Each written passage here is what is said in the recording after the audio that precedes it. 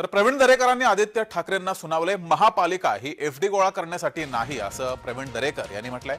प्रवीण दरेकरांनी आदित्य ठाकरे यांना सुनावले।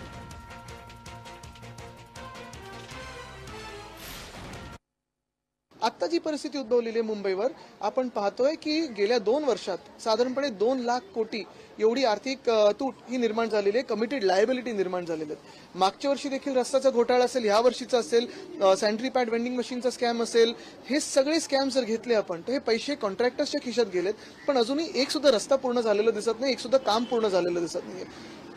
मुद्दा हाच राहतो की हे सगळं जे ओझं आहे ते मुंबईकरांच्या खांद्यावर येणार आहे।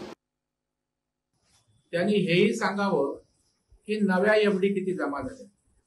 मुंबई महानगरपालिका ही काही प्रॉफिट मेकिंग इन्स्टिट्यूट नाहीये, नफा कमवणारी संस्था नाहीये। मुंबईकरांचा पैसा मुंबईकरांच्या सेवेत त्या ठिकाणी लावायचा असतो।